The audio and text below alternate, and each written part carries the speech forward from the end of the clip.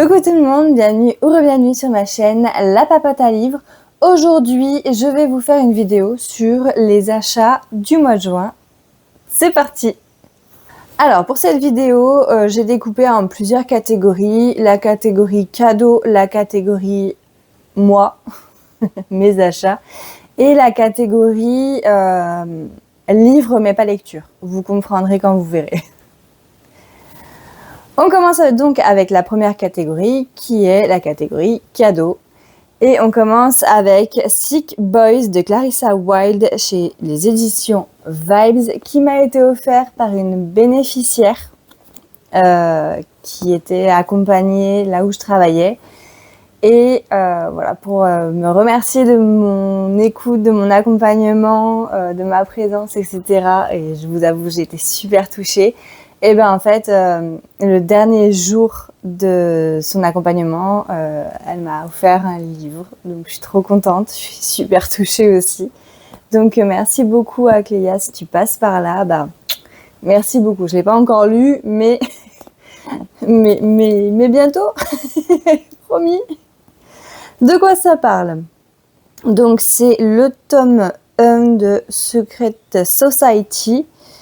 La nuit où sa sœur est morte, Pénélope s'est fait une promesse, retrouver le coupable et se venger. Elle s'inscrit donc à l'université de Spine Ridge, où étudiait sa sœur, en espérant réussir à démêler les fils de cette tragédie aux circonstances mystérieuses. Un plan parfait jusqu'au jour où elle rencontre 3 garçons de la fraternité secrète du crâne et du serpent.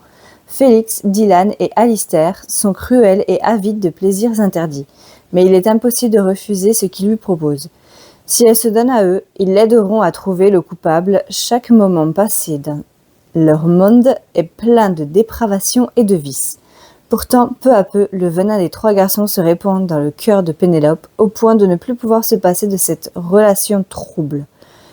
C'est comme une obsession qui les unit et pour laquelle ils seraient tous prêts à tuer. Ils sont le diable et elle leur a vendu son corps et son âme. Donc par contre c'est bien mis, ce roman est réservé à un public averti, donc c'est de la dark romance, donc forcément attention. Après c'est du plusieurs points de vue, enfin oui, multiples points de vue, donc ça c'est sympa aussi de pas faire juste un point de vue, j'aime bien ça, surtout en dark romance, j'aime beaucoup, donc voilà, curieuse et curieuse. Ensuite, on va passer au cadeau de mon chéri et on va commencer avec Playa, Mantra et Margarita de Anna P. Lawrence chez Black Ink. Celui-là, je vous en avais parlé justement pour les sorties du mois et du coup, voilà. Je suis une sale gosse, mais voilà. Bon allez, je vous reprends un peu là parce que là, ma machine elle est partie en cacahuètas. C'est un plein pétrissage, mais avec les bruits de l'horreur, parce que ma machine à pain est très vieille. Donc, j'en étais où? Oui, je voulais vous lire le résumé. À 2 doigts du burn-out pré-quadra, Cléo, autrice à succès de romances épicées, est expédiée manu militari en Thaïlande par son meilleur ami et agent littéraire pour tenter de rallumer la flamme, celle de l'inspiration et peut-être celle des coups d'un soir. Dès son arrivée, elle apprend qu'elle doit partager son bungalow avec une certaine Camille. Chouette, elle va se faire une nouvelle copine. Sauf que Camille est un mec ultra canon. Garde du corps en convalescence, il est venu pincer ses blessures dans l'hôtel de Koh Tao. Persuadée qu'il est gay, Cléo se livre sans filtre à ce compagnon d'infortune. Après tout, avec lui, 0 enjeu et donc 0 complexe. Et puis voilà qui lui permettra de ne plus penser à ce satané stalker qui lui pourrit sa messagerie. Or, Camille n'est pas insensible au charme de Cléo. Entre quiproquos, fou rire, cours de yoga et cocktails un peu trop alcoolisés, leur certitude vacille. Ça, j'avoue, pour cet été, c'est pas mal. Ensuite, il m'a offert le premier tome de Mystic University, Sous ton charme de Eulalie Lombard. C'est de l'auto-édité. Sur la glace, il est maître du jeu, mais la sœur de son meilleur ami va briser toutes les règles. Colton McKay est une star montante du hockey. En 3e année à Mystic U, il jongle entre petits boulots et entraînement, focalisé sur son objectif, devenir joueur professionnel. Une ambition d'autant plus grande pour un sorcier dans un sport dominé par les vampires et les loups-garous. Billy Kerrigan débarque à l'université pleine d'espoir. Entourée de ses meilleurs amis, elle compte bien se réinventer et découvrir ce qu'elle souhaite faire de sa vie. Et ce, sans retomber dans l'ombre de son frère, capitaine de l'équipe de hockey. Quand leurs regards se croisent pour la première fois, Colt sait qu'il doit garder ses distances. Elle représente tout ce qu'il ne peut se permettre, une distraction, une trahison et des secrets. Pourtant, Billy pourrait bien être celle capable de faire fondre son cœur de glace. Et voilà. Pareil, c'est un multiple point de vue entre Billy et Colt. Donc ça, vous savez que j'aime bien. J'aime bien avoir le point de vue de tout le monde. Enfin, peut-être pas tout le monde, mais au moins des protagonistes. Donc, ouais. En plus, patane de hockey. Ça pourrait être sympa à lire. Alors, il est assez lourd en plus. 18 €. Alors, plus de 18 ans, ok. Plus de 18 ans. Il était à 18 € pour 400, un peu moins de 500 pages. Par contre, il pèse un âne, hein. Sans déconner, il pèse. Après, un peu d'humour, on va dire ça, avec le 2e tome de Bloody Harry de Alexandre Arlen chez Jungle, ou Jungle. Voilà. Alors, clairement, c'est comment dire, de la caricature de Harry Potter. Voilà. Mais en sanglant, en drôle, Bon, il y a alors, dans celui-là, je crois pas qu'il y ait des allusions à un peu olé olé. Donc, quand je dis olé olé, c'est voilà, quoique aussi, il y en a un petit peu. Mais franchement, c'est... Voilà, à pas mettre dans toutes les mains, d'ailleurs. À la fin du livre, l'auteur, il met des petites anecdotes, comme ça. Et en fait, il fait une anecdote où, justement, il va en dédicace. Et il y a plein de gosses qui viennent pour lui dire « Oh là là, je veux trop le lire et tout », et qui dit « Non, lisez pas mes livres, je suis un monstre ». Voilà. Parce que c'est un peu gore. Voilà, très légèrement. Moi, j'aime bien, c'est marrant. J'en profite que la machine de l'enfer s'est calmée pour vous présenter le prochain livre. Et c'est Accomplice to the Villain, le tome 3 de Anna Nicole Mehrer chez Calix. Donc, pour rappel, Accomplice to the Villain, donc on commence avec le tome 1 qui est Assistant to the Villain. On suit Evie Sage qui doit trouver un boulot absolument pour subvenir aux besoins de sa famille, donc sa petite sœur et son père qui est malade, et sa petite sœur qui doit continuer ses études. Sauf que elle va à un job dating, enfin pas job dating, oui si job dating, et finalement elle laisse sa place à une femme qui a je sais plus combien d'enfants. Et au retour, elle tombe sur un gars qui est traqué par les soldats du roi, et en fait elle se rend compte que c'est le vilain. Et elle lui dit oui mais non mais j'ai besoin de travailler, nani nana. Il lui dit écoute moi je suis le vilain, si tu veux j'ai besoin d'une assistante. Elle lui dit mais t'es pas le vilain, genre j'ai vu son visage placardé, ça ressemble à un vieux truc plein de verrues, tout moche et tout. Toi t'es jeune, t'es beau gosse, à quelle heure t'es le vilain? Il lui dit bah si je suis le vilain. Et à partir de là elle devient son assistante et il y a énormément de choses qui se passent. Par contre, attendez-vous pas à un truc où, au bout de 10 pages, ils s'embrassent. Non, c'est du slow burn, ok. Alors, j'ai le tome 2, j'ai le tome 3, du coup, je vais pouvoir un peu enchaîner. J'avoue que déjà, le tome 1, il vous laisse dans un truc, on se dit, mais quand, comment, pourquoi? Pas cool. Et du coup, je voulais attendre un petit peu avant de lire le 2, parce que je me suis dit, je vais lire le 2. Je vais être deg de la fin parce que j'aurai pas la suite. Et maintenant, je l'ai. Maintenant, je me dis, je vais avoir le 3. Mais si c'est la même chose, je vais être deg aussi. Enfin bref, si, je vais les lire. Parce qu'à un moment, faut avancer dans ma balle. Ensuite, on retourne niveau graphique avec Morgana et Oz, le tome 4 de Miu Lee chez Coda. Donc on va suivre, comme son nom l'indique, Morgana et Oz. Donc Morgana est une sorcière, elle fait partie du clan des sorciers. Oz est un vampire, donc il fait partie des clans des vampires. Et en fait, les deux clans ne se supportent pas. Sauf que la famille de Morgana a décidé d'essayer de faire la paix. Donc les deux clans sont invités pour un repas un soir. Et tout ne tourne pas comme prévu.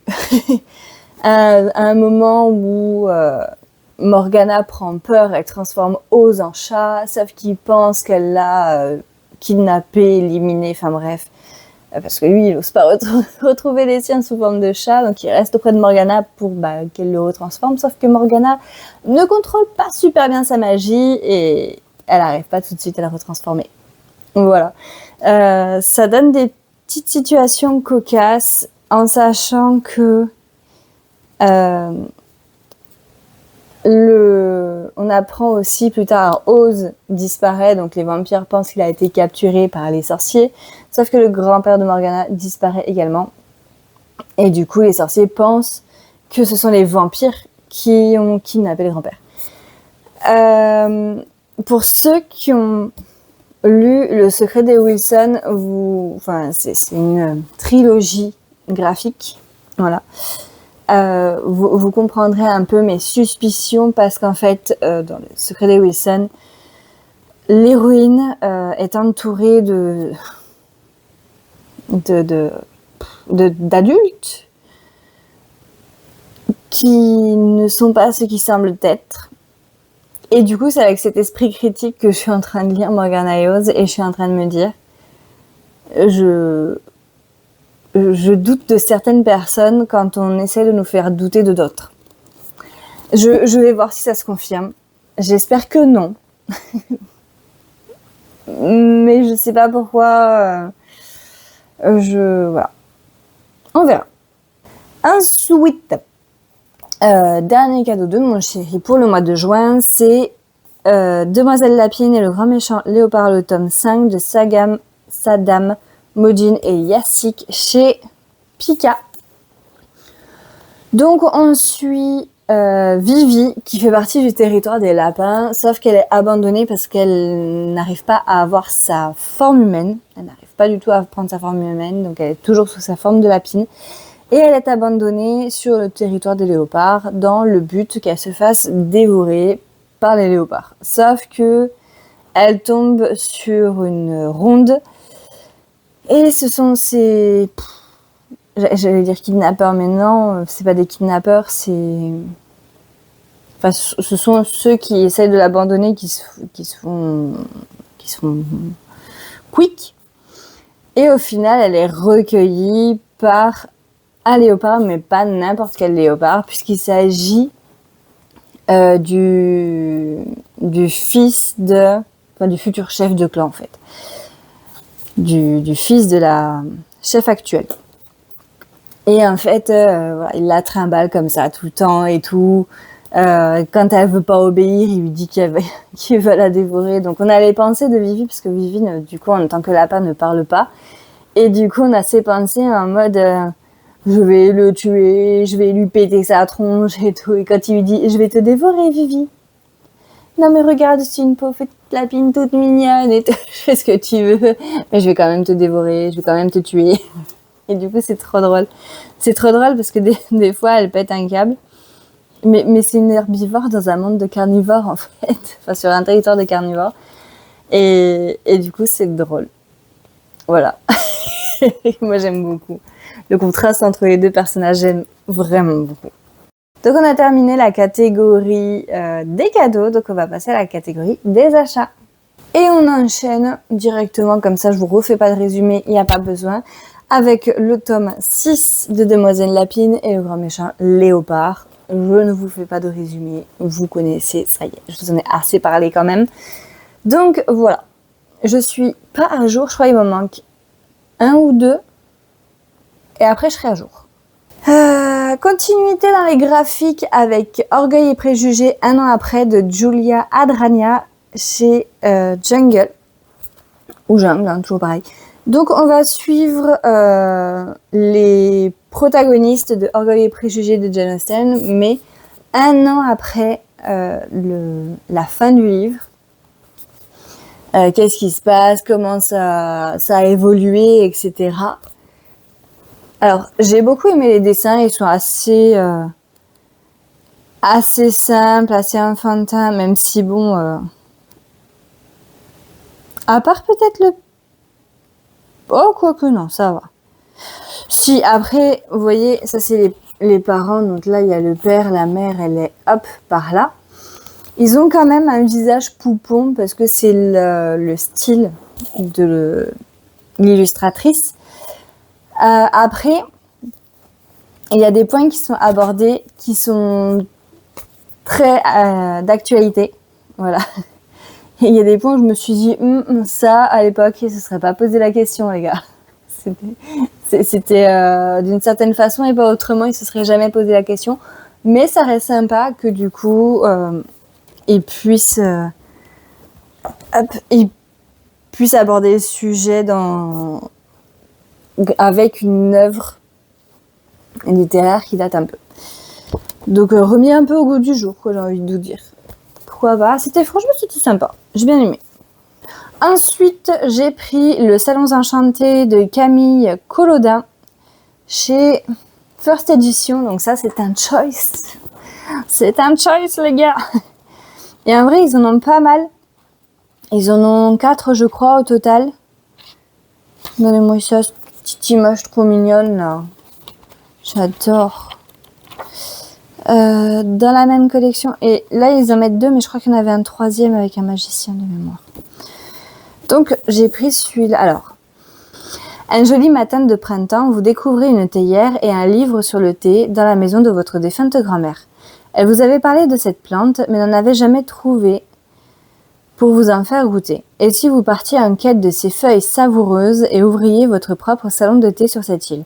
Ce serait un bel hommage familial. Vous pourriez y réunir vos voisins animaux et même vous découvrir un don pour mieux comprendre leurs émotions. Faites vos propres choix dans cette aventure cosy qui ne dépend que de vous. Et en bonus, du coup, coloriez les illustrations de Léna Desmaîtres. Voilà. Donc ça, j'avoue... Bon, j'en ai déjà un à faire parce que j'ai une vie de fantôme à faire en choice. Mais j'avoue, je suis contente d'en avoir trouvé. Ensuite, j'ai acheté, parce que je l'ai trouvé, tout simplement, l'intégrale de Sarah Pinborough sur Poison, Charme et Beauté. Donc pour rappel, j'avais lu Poison le jour où je me suis fait opérer, parce que ça avait tardé à... J'avais rendez-vous à 9h, je suis passée, il était 13h, donc comment vous dire que j'ai bien pu avancer sur le livre, heureusement que j'avais pris un livre d'ailleurs, et je l'ai terminé le soir même. Le tome de Charme sortait au mois de mai, je crois, mai-juin, un truc comme ça. Et au final, je l'ai vu en intégrale, donc c'est l'intégrale de Brajlon, je l'ai eu à Cultura, il était à 5€, mais comme c'était les soldes, et du coup je l'ai eu à 2,50€. Donc comment vous dire que c'est très très bien, voilà. Donc ça me permettra d'avoir la suite et la fin de la saga, parce que j'ai beaucoup aimé. Alors ça reprend dans le tome 1 la légende de Blanche-Neige, mais on a quand même des allusions à d'autres Disney, j'ai envie de vous dire, parce qu'au final c'était Disney. Par contre, c'est pas Disney, ok? Il y a des allusions à Aladdin, il y a des allusions à... Ah bah mince. On a Blanche-Neige. Bon, dans tous les cas, ça va me revenir quand je vais relire. Mais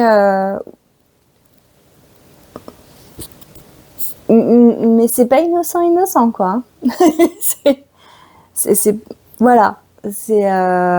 Sachez qu'il y a du smoothie dedans. Voilà. Ensuite, j'ai craqué. J'ai craqué parce qu'il me faisait envie. Voilà. En même temps, c'est toujours ça. Enterrement de vie de jeune fille de Caroline L. et Florian D. chez H. Je crois que je vous en avais parlé sur une sortie. Je sais plus si je vous en avais parlé sur une sortie, mais en tout cas, il me fait énormément envie. Je trouvais ça extrêmement drôle. Donc, je vous lis. Elle cherchait la paix, elle a trouvé une pelle. Après la pire des trahisons le jour de son mariage, Livia fuit le tumulte de la capitale pour se mettre au vert à la campagne et se reconstruire. Manque de bol, le petit village calme et pittoresque dans lequel elle s'est installée devient, sur les recommandations d'une célèbre influenceuse, la destination numéro 1 pour les enterrements de vie de jeunes filles. Pour éloigner les hordes de futurs mariés de son havre de paix, Livia a trouvé Pour éloigner les hordes de futurs mariés de son havre de paix, Livia a trouvé la solution, terroriser le village en s'improvisant serial killeuse. Mais c'était sans compter l'arrivée de Tom, flic récemment muté dans la région, qui souhaite élucider cette affaire au plus vite. Le charmant et taciturne enquêteur déjouera-t-il les plans machiavéliques de Livia ou chamboulera-t-il la vie de l'apprentie tueuse d'une façon totalement inattendue? Amour et meurtre font-ils beau ménage? C'est ce que vous allez découvrir dans cette dark rom-com teintée d'humour noir et de suspense. Donc on a un petit piment sur 5 et 3 pelles sur 5. Voilà. C'est marrant qu'ils aient mis des pelles. Je sais pas si... Oh, Livia. Est-ce qu'à un moment on a monsieur? Oui, on a Tom.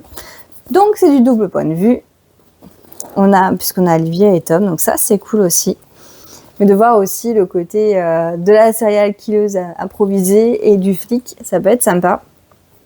Le tout parsemé, on s'en doute, d'une petite histoire qui se mettrait en place.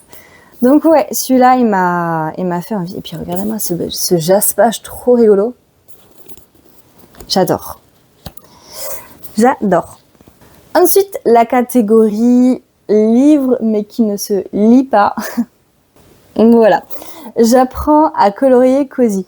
En fait, l'idée, c'est d'apprendre vraiment les effets. Donc, ils disent dégradé, lumière, matière, relief. Et c'est vraiment ce que j'ai envie d'apprendre à faire dans les coloriages, que je trouve absolument magnifique. Parce que ça pop beaucoup sur Insta, mais j'ai pas souvent, quand je colorie, j'ai pas mon téléphone avec Insta pour retrouver les effets. Alors que là, vraiment, ça m'apprendra les effets au fur et à mesure, petit à petit, voilà, pour essayer. Donc, il n'y a plus qu'à. Et le deuxième de la catégorie, c'est Le corps miroir de l'âme de Jérôme Daucher avec la collaboration de Jérémy Beck chez Good Mood Dealer. Alors celui-ci, je l'ai pris parce qu'il me fait beaucoup penser à Écoute ton corps de Lise Bourbeau. Et j'avoue que Lise Bourbeau, si il y a quelques années, il me parlait beaucoup. Aujourd'hui, je ne me retrouve plus vraiment dans les profils. Parce que j'aime beaucoup avoir aussi le côté psychologique, parce que notre morphologie ne dépend pas que de nous. Moi, par exemple, ma morphologie dépend de mes états émotionnels, elle dépend également de mon état de fatigue, mon stress, ma maladie chronique, le traitement que je prends aussi pour ma maladie chronique qui a une grosse influence sur les réactions de mon corps. Ma maladie chronique aussi influe sur mon corps parce que comme j'ai de l'endométriose, je fais de l'endobélie. Donc de l'endobélie, c'est quoi? C'est certains aliments peuvent nous faire gonfler le ventre et on a l'impression d'être des femmes enceintes de 4 à 6 mois, quoi. Sauf que moi, c'est pas certains aliments, c'est absolument tous les aliments. Donc aujourd'hui, suite à l'opération, là ça y est, comme j'ai plus de brassière, j'ai pu reprendre le sport. Donc j'ai repris du sport avec mon chéri. Donc il m'a initiée à la calisthénie. Et je suis actuellement suivie par une nutritionniste, mais une nutritionniste spécialisée en maladies, enfin du coup spécialisée en endométriose, mais aussi en maladies digestives et intestinales, comme le syndrome de l'intestin irritable, que j'ai également. Voilà, ce qui explique aussi le fait que je digère pas grand-chose. Mais voilà, c'est vraiment pour encore plus de compréhension, j'ai envie de vous dire, parce qu'il y a des fois, on va voir par exemple, dans les comptes de ton corps, On va trouver des profils extra secs, mais du coup, je vais me retrouver dans le caractère, alors que mon corps est totalement dans un autre profil. Donc c'est ce mélange qui est un peu complexe pour moi, et j'ai l'impression que lui est moins catégorique entre guillemets et un peu plus englobant. Donc écoutez, voilà, c'est juste ça, c'est juste aussi pour faire des déblocages émotionnels, on va dire ça comme ça. Et peut-être aussi pour en apprendre plus sur moi, voilà. Parce que vivre avec une maladie chronique, c'est pas tous les jours évident, et quand votre moment doudou, c'est la nourriture, ça l'est encore moins, voilà. Là, j'ai essayé de reporter sur les livres, mais des fois, ça marche pas totalement. Et des fois, je lis en mangeant. Donc, du coup, c'est pas un bon plan. Mais bon, ceux qui vivent la même chose savent, voilà, c'est réussir à trouver le juste milieu, etc. Voilà, ça se travaille. C'est comme tout, ça se travaille. Et voilà, je me suis entourée de spécialistes, puisque j'ai fait la démarche d'aller voir une nutritionniste, parce qu'après tout, je me suis fait opérer pour ma santé. Donc l'idée, c'est pas de reprendre encore du poids pour redétériorer ce que je viens de faire. C'est logique. Enfin bref, je vous parle de ça, mais voilà, c'est mon état, c'est mes questionnements, et du coup, ce livre pourrait répondre à mes questionnements, mais c'est pas quelque chose que je vais lire. C'est pour ça que je dis c'est pas un livre à lire, parce que je vais pas le lire de A à Z. C'est juste de temps en temps, je vais aller piocher un profil et puis essayer de le découvrir. Mais voilà, ça ne se lit pas comme un roman. Et enfin, une catégorie que j'avais complètement zappée, mais c'est la catégorie boîte à livres. Dans mon village, on a une boîte à livres. Bon, il y a des livres qui sont là, je crois, depuis le début de l'installation de la boîte à livres. Mais de temps en temps, on a des livres qui sont hyper intéressants, qui sont déposés, et ça a été le cas un matin où j'ai été promener Toutou. Donc du coup, j'en ai profité, j'avoue. Mais il faut savoir que si ce ne sont pas des histoires pour lesquelles je me dis waouh, gros coup de cœur, etc., lui, je sais qu'un jour je vais le relire, ils vont repartir en boîte à livres. Voilà. Ils ont été pris en boîte à livres, donc forcément ils seront remis en boîte à livres. Et du coup, on commence avec Une belle vie de Virginie Grimaldi chez le Livre de Poche. Emma et Agathe Delorme sont sœurs. Elles ont grandi l'une contre l'autre, mais sont pourtant très différentes. Agathe, la plus jeune, bordélique et ardente, a toujours pris toute la place dans le bain, dans la chambre et dans le cœur d'Emma. Après 5 ans d'un silence inexpliqué, Emma donne rendez-vous à Agathe dans la maison de vacances. Mima, leur grand-mère adorée, n'est plus. Il faut vider les lieux et faire le tri dans les souvenirs. Les sœurs Delorme ont 1 semaine pour tout se dire et rattraper le manque de l'autre. Parviendront-elles à réparer le passé? Dans la beauté de cet été au Pays Basque, où leur enfant se cogne à la porte, résonne la force de leur histoire. Ça, j'avoue, quand il est sorti, il y a 1 an, 2 ans, il m'avait vraiment fait de l'œil. Vraiment. Et puis finalement, je m'étais dit, je le prendrai en occasion, etc. Et au final, je ne l'ai jamais pris. Donc, quand je l'ai vu, je me suis dit, voilà, signe. Signe, je le prends. Ensuite, j'ai pris Marie d'en haut de Agnès Lédig chez J'ai lu. Marie a un caractère bien trempé. Elle s'occupe seule de ses vaches, de son fromage et même de sa fille Suzy. Nichée dans les hauteurs, sa ferme ariégeoise la protège de tout. Antoine, son meilleur ami, lui donne un coup de main dès qu'elle en a besoin. Olivier est un grand bourru au cœur tendre, gendarme solitaire et n'a qu'une obsession, dessiner tout ce qui l'entoure. Lors d'une enquête de routine, sa destinée cabossée croise le chemin de la secrète Marie d'en haut. Et quand 2 étoiles entrent en collision, souvent le choc est magnifique. Voilà, donc ça aussi, ça donne... ça a l'air tout doux, tout simple, en plus c'est dans la campagne. Après ont été déposés les tomes 1 et 2 de la Breitz Brigade de Momalo. Donc je vais vous lire celui du tome 1. Bon, la personne avait marqué un petit 2 là. 3 générations de femmes au caractère bien trempé et un meurtre au cœur de Saint-Malo. Bienvenue au manoir des Corrigan.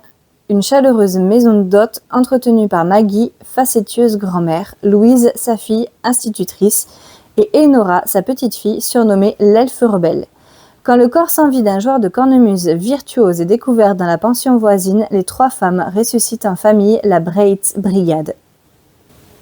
Donc c'est une cosy mystery, écoutez, pourquoi pas. En plus c'est intergénérationnel, moi j'adore, ça se passe en Bretagne, j'adore. Voilà, j'ai également craqué pour Les Fontaines du Paradis de Arthur C. Clarke chez J'ai lu. Alors, lui par contre il a l'air vieux de chez vieux. Lorsque Vannevar Morgan arrive à Taprobane, un jour de l'an 2142, cet ingénieur de génie à qui la Terre doit déjà le pont qui unit l'Europe à l'Afrique est tout entier tendu vers un nouveau projet. Il veut construire un immense transporteur spatial qui, grâce à un réseau de cristal de diamants, reliera la Terre à l'espace. Sera comme un escalier menant aux étoiles. Ce sera le début de la civilisation interplanétaire. Un obstacle demeure. Il n'y a pour le transporteur qu'un seul site d'implantation possible, le sommet de la montagne sacrée de Taprobane. Et là, dans un monastère, des moines prient depuis un temps immémorable. L'ingénieur et le vénérable gardien du lieu s'affrontent, le dynamisme de la science contre la foi inébranlable, la technologie conquérante contre la sagesse sans armes. Écoutez, j'ai envie de vous dire, c'est une dystopie. En même temps, en 2142, oui, c'est une dystopie. Mais ça a été écrit quand, ça, déjà ? Parce que ça a l'air vieux, hein.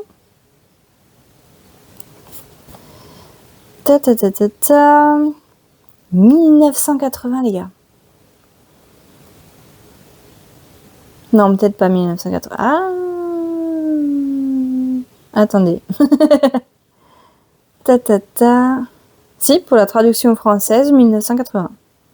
Ah ouais, 1980. Comme quoi, des fois, même les vieux livres peuvent être intéressants. Non, parce que là, je vous ai présenté que des nouveautés, donc forcément. Et le dernier, c'est Quelqu'un de bien de Françoise Bourdin chez Pocket. Caroline Serval est la seule médecin généraliste de la région. Elle exerce son métier avec passion et dévouement. Quitte à mettre de côté sa vie privée, sa seule perspective est de recruter un confrère, une tâche difficile quand on habite un village de province, loin de tout. Sa vie personnelle ne manque pas d'en pâtir. Après un divorce et une garde alternée pour sa fille unique, Carole peine à conserver une relation stable. Entre vocation chevillée au corps, élan de cœur et non-dits familiaux pesants, elle devra reconsidérer son existence pour avancer. Voilà. Écoutez, ça a l'air pas mal. Et je crois que je n'ai jamais lu de Françoise Bourdin en plus. Ce sera l'occasion. Bon, c'est tout pour cette vidéo qui commence à devenir un peu longue. J'espère que je vais réussir à couper beaucoup au montage pour la raccourcir. Mais écoutez, voilà les petites nouveautés, voilà ce qui a rejoint ma pile à lire qui déborde, voilà. Mais bon, au moins j'ai du choix.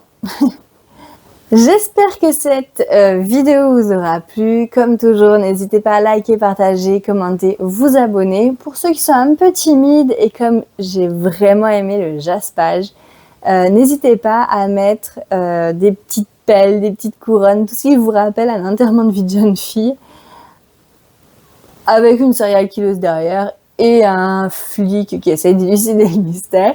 Voilà. Et dans tous les cas, moi je vous retrouve dans une prochaine vidéo. Ciao, ciao! C'est de l'inspiration et peut-être... Ah, il a pété un câble la machine.